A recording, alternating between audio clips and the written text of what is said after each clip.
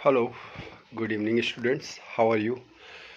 Hoping for good and doing your best for your study as your boards exams are going to start, as well as your board practicals are going to start. So, इस moment पे students stressed हैं बहुत ज़्यादा। भाई उन students के बारे में जो स्टार्टिंग से अपनी पढ़ाई कर रहे हैं, अपनी मेहनत कर रहे हैं, तो वो तो वेल प्रिपेयर्ड होंगे ही, लेकिन मैं स्पेशली उन स्टूडेंट्स के बारे में बात कर रहा हूँ जो स्टूडेंट्स वेल प्रिपेयर्ड नहीं हैं और जिनके एग्ज़ाम्स में प्रिपरेशन नहीं है। और इस मोमेंट पर जब आज 17 जनवरी हो चुकी है और फेब में एग्ज़ाम स्टार्ट हो जाएंगे बोर्ड के और प्रैक्टिकल भी इस सिनारियो में स्टार्ट हो रहे हैं, तो स्टूडेंट्स काफ़ी वरीड होंगे क्योंकि टाइम इज़ वेरी शॉर्ट और इस टाइम पर अच्छे से प्रिपरेशन करना बहुत ज़रूरी है। टाइम टेबल का होना बहुत ज़रूरी है, टाइम मैनेजमेंट का होना बहुत ज़रूरी है। मैं आपको आज अकाउंट्स के प्रैक्टिकल को लेके कुछ बेसिक टिप्स देना चाहूँगा जो आपको हेल्प करेगी 20 आउट ऑफ 20 मार्क्स लाने में।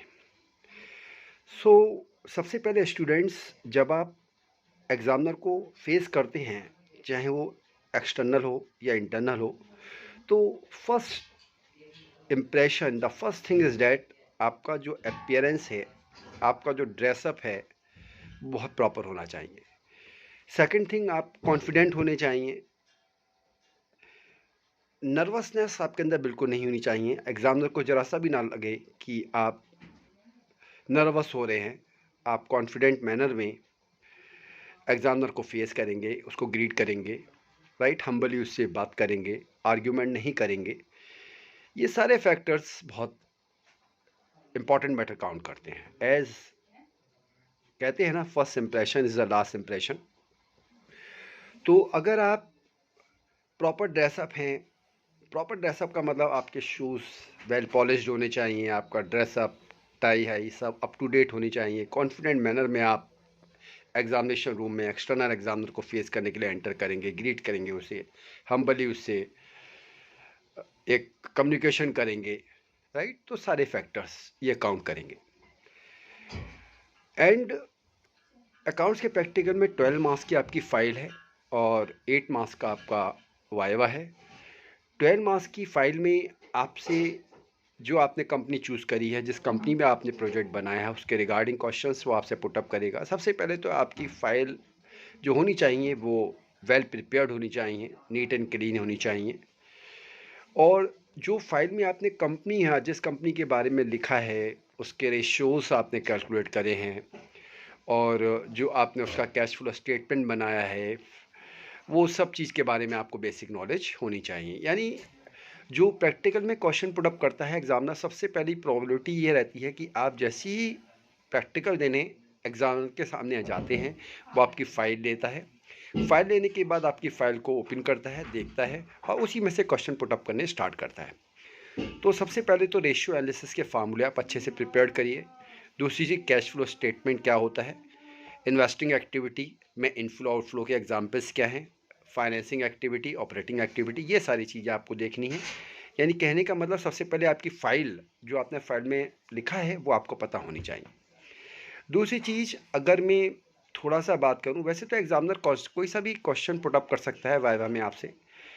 जैसे कुछ मोस्ट कॉमनली आस्क्ड क्वेश्चंस जो आपको बता रहा हूं, जैसे पूछ सकता है कि मिनिमम सब्सक्रिप्शन कितना होना चाहिए, या पूछ सकता है कि शेयर्स और डिवेंचर में क्या डिफरेंस होता है, right. Cost in arrears, cost in advance क्या होता है, कॉस्ट इन एरियस पर कितना रेट ऑफ इंटरेस्ट आपसे कंपनी लेती है, तो आपको पता होना चाहिए। एज पर table F of the companies act 2013, cost in arrears पर जो इंटरेस्ट चार्ज करती है कंपनी, वो 10% करती है और कॉस्ट इन एडवांस पर जो इंटरेस्ट देती है वो 12% देती है। मिनिमम सब्सक्रिप्शन के बारे में पूछ सकता है कि ये 90% होना चाहिए, right. Is it clear. Debenture और शेयर्स में डिफरेंस क्या होता है, डिवेंचर्स आपकी ऑनर सॉरी स्टूडेंट्स, शेयर्स आपकी ऑनर सिक्योरिटी है, ऑनर्स फंड है, और डिवेंचर आपका बोरोड फंड है, ये आपको पता होना चाहिए। शेयर्स होता क्या है, it is the smallest part of face value. Debenture क्या है? It is an acknowledgement of डेब्ट। ये बेसिक क्वेश्चन आपसे क्वेश्चन पुटअप करे जा सकते हैं। Purchase consideration other than cash क्या होता है, राइट।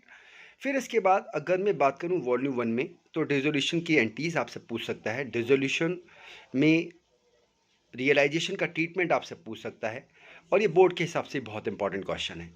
बोर्ड में डिसोल्यूशन में जनरल एंट्री आती है। जनरल एंट्री का ट्रीटमेंट, जनरल एंट्री आने की प्रोबेबिलिटी डिसोल्यूशन में बहुत ज़्यादा रहती है कंपेयरिंग टू डेट, वो आपसे अकाउंट्स पूछे। उसके बाद फिर आपसे पूछ सकता है what is the difference between revaluation account and realisation account. पता होना चाहिए आपको कि revaluation account is prepared when there is change in profit sharing ratio at the time of admission, at the time of retirement, at the time of death, and realisation account is prepared when the firm wind up, when the firm dissolve, right. अब question put up कर सकता है कि what is the difference between dissolution of firm and dissolution of partnership, ये आपको पता होना चाहिए, राइट। एडमिशन में ट्रीटमेंट ऑफ प्रीमियम पूछ सकता है, राइट। एडमिशन के रिटायरमेंट के केस में रिटायरिंग पार्टनर के लोन के रिगार्डिंग एंटी पूछ सकता है। इसी तरह डेथ में आपसे P&L सस्पेंस का ट्रीटमेंट पूछ सकता है, राइट। ये वैल्यूएशन ऑफ गुडविल में आपसे फार्मूले पूछ सकता है। तो ये बेसिक चीज़ें बेटा आपको अच्छे से तैयार करके जानी है। नर्वस नहीं होना है, don't get nervous, be confident yourself, right. As you know that कि अगर आपका फर्स्ट इम्प्रेशन एग्जामिनर के सामने अच्छा होगा, राइट, तो this will give you the benefit. Are you getting my point? This will give you the benefit. Reason is that suppose that मैं practical face कर रहा हूँ एग्जामिनर के सामने, तो मेरी बॉडी लैंग्वेज, राइट, मेरा बात करने का तरीका, मेरा कॉन्फिडेंस का लेवल, मेरा पॉजिटिव एटीट्यूड, मेरा ग्रीट करने का तरीका, ये सब फैक्टर काउंट करते हैं। और अगर आप इन फैक्टर को फॉलो करते हैं तो 20 आउट ऑफ 20 आप इजली स्कोर कर सकते हैं, क्योंकि 12 मार्क्स की फाइल है। फाइल आपको अच्छे से तैयार करनी है, राइट। फाइल में से क्वेश्चन पुटअप करेगा, रेशियो अच्छे से तैयार करिएगा। कैश फ्लो स्टेटमेंट किस अकाउंटिंग स्टैंडर्ड के अकॉर्डिंगली बनाया जाता है एज पर AS3, ये आपको पता होना चाहिए, राइट। तो और कोई बेसिक क्वेश्चंस तो ऐसा नहीं पूछता, जैसे हमने वॉल्यूम 1 में एडमिशन, रिटायरमेंट और डेथ, फिर डिसोल्यूशन, फिर वैल्यूएशन ऑफ गुडविल के फार्मूले आप अच्छे से लर्न कर लीजिए। फंडामेंटल और पार्टनरशिप में पार्टनरशिप डीड क्या होती है पूछ सकता है। IOD का ट्रीटमेंट पूछ सकता है। फिर IOD के ट्रीटमेंट के बाद इंटेस्ट कैपिटल जो लगाया जाता है वो ओपनिंग कैपिटल पे लगाया जाता है, क्लोजिंग कैपिटल पे लगाया जाता है। तो it is always calculated on opening capital. If opening capital is not given then you will find out formula क्या है, ये आपको पता होना चाहिए, राइट।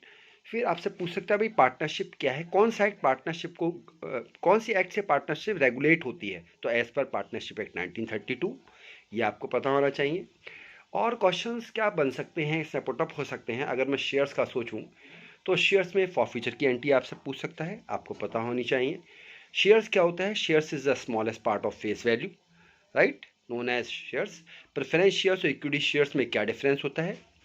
फिर इसके बाद आपसे पूछ सकता है कि प्रेफरेंस शेयर्स को जो कंपनी डिविडेंड देती है वो इक्विटी से पहले देती है बाद में देती है, तो पहले देती है। डिविडेंड क्या होता है? It is the part of profit which is distributed by the company among the share holder, ये आपको पता होना चाहिए। उसके बाद शेयर्स में से जो क्वेश्चन पुटअप कर सकता है वो मोस्ट प्रोबेबली प्रोराटा अलॉटमेंट क्या होता है, ये आपको पता होना चाहिए, right. Calls in arrears of share forfeiture में डिफरेंस क्या होता है भाई? कॉल्स इन एरियर्स क्या होता है? जब एक शेयर होल्डर ड्यू डेट पर पेमेंट नहीं देता लेकिन नेक्स्ट कॉल के साथ विद रेट ऑफ इंटरेस्ट पे कर देता है, तो वो कॉल्स इन एरियर्स है। फॉरफीचर क्या होता है? जिसमें कंपनी शेयर होल्डर के शेयर्स को फॉरफीट कर लेती है और उसका नाम शेयर होल्डर के रजिस्टर से डिडक्ट कर दिया जाता है, this is called share forfeiture. फिर जब शेयर्स रीइशूड करे जाते हैं तो क्या एंट्री बनती है, राइट। कंपनी शेयर्स को रीइशू करने में मैक्सिमम डिस्काउंट कितना दे सकती है, इज इट क्लियर? ये सारे क्वेश्चन।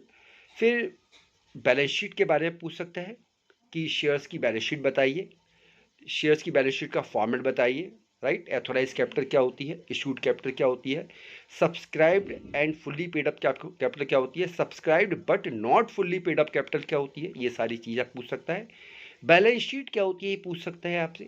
सो बेटा ये सारे ही क्वेश्चंस हैं, तो मैं आपको एडवाइस करूंगा आप अपनी फाइल को अच्छे से पढ़ें। फाइल को अच्छे से पढ़ने के बाद उस फाइल पे बेस क्वेश्चन ही आप अच्छे से तैयार करें। सपोज डैट कि मैं अगर as a external examiner practical लेने कहीं जाता हूँ तो मैं सबसे पहले बच्चे की फ़ाइल देखता हूँ।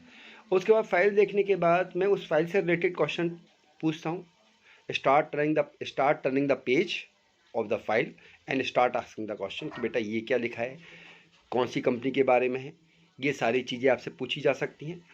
उसके बाद फिर ओरल में तो आपका कॉन्फिडेंस मैटर करता है बेटा। आप जितने कॉन्फिडेंट रहेंगे उतना आपको बेनिफिट मिलेगा। नर्वस नहीं होना है, क्योंकि अगर आप नर्वस होंगे तो एग्जामिनर समझ जाएगा, राइट।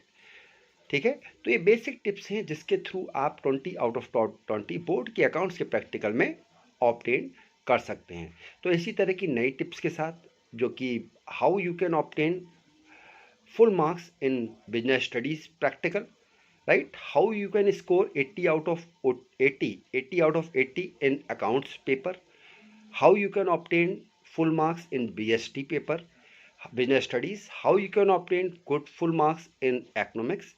So इन सब टिप्स के साथ इन सब टिप्स को मैं आपको टाइमली प्रोवाइड करूँगा। कोशिश करूँगा कि before the time of board practical में आपको ये सब बातें बता सकूं। सो अगर आप मेरे चैनल पर नए हैं तो मेरे चैनल को सब्सक्राइब करिए, कॉमर्स स्ट्रीम के स्टूडेंट को इसको शेयर करिए, लाइक करिए, राइट। बेल आइकन दबाना ना भूलिए ताकि आपको लेटेस्ट वीडियो के अपडेट्स इस चैनल के माध्यम से पता चलते रहें। So thank you so much for watching it. Have a good day, have a nice day, and do your best in your exam. All the best. Thank you.